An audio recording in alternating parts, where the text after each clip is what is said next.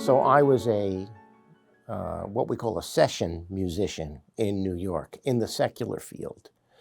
And I was working on Saturday Night Live and all sorts of, shows, television shows and movies and all that. And I did a lot of work on television commercials. But in the meantime, I'm just not religious at all.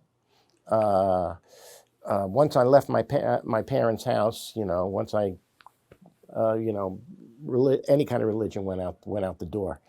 So in the early 80s, Avraham Frid asked me to go on the road with him to be his musical director.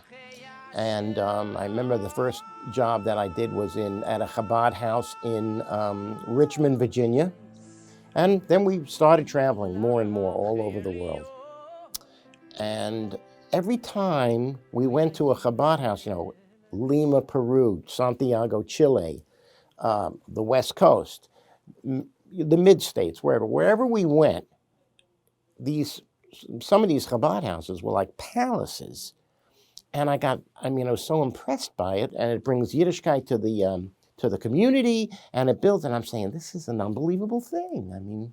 It's unbelievable. And I said to him, but Abraham, how did the Rebbe know to send this particular guy to this particular place and that he would succeed? He said, that's the Rebbe. And I got energized.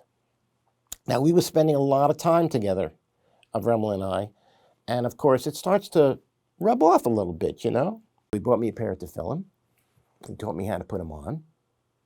And from that point forward, I started putting them on every day. And so he, by divine intervention, brought me back to God. In the late 80s, early 90s, we were in Europe. I don't remember exactly where. Could have been Switzerland, could have been Austria. And he goes to the train station to buy a ticket to go to the next location.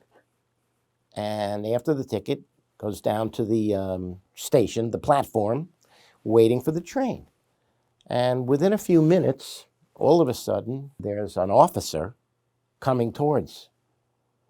And it's frightening, It's frightening. What's going on here? And he goes over to Avremel and he says, Herr Frid, you left your wallet at the ticket counter. And he says, oh yeah, but how did you know it was my wallet? He says, well, you have to forgive me, but I needed to look into the wallet to see identification of who it would be. And when I opened it up, there was this picture of your father. And it's a picture of the Rebbe. And Avremel says, yes, you're right, that is my father. So talking about wallets, this brings me to another interesting story, is right down the road here in Paramus, which is where we are now, is a very famous cigar store called J&R Cigars. And I partake a cigar here and there. And I went in there one day and browsing around, and I noticed a rather disheveled-looking guy, kind of heavy set, wearing like construction kind of clothes. But I don't know, I have a feeling that he's a Yid. I just have a feeling. So I'm looking around and I find a couple of cigars, and now I go over to the cash register to pay, and I open up my wallet, and right there in my wallet is a picture of the Rebbe, right there in the very front. Now this guy is standing behind me that I'm talking about, and after I pay, he says, excuse me, he says, is that a picture of the Rebbe? I said, yes. He says, do you know the Rebbe? I said, well, yeah. He says, this is a miracle that's happening right now. I said, really? He said, yeah. He says, I just came from the Yoel to get a blessing because I'm going through a very trying time in my business. And I figured I'd take the rest of the day off and I'll drive into New Jersey and get a cigar, and I'll sit outside and I'll smoke my cigar. He says, but that you opened up the wallet and there was the picture of the Rebbe. He answered me right there and then. So now I'm going to go home and I'm going to daven because I didn't get a chance to do it this morning. because I know that everything is going to be okay and my prayers have been answered.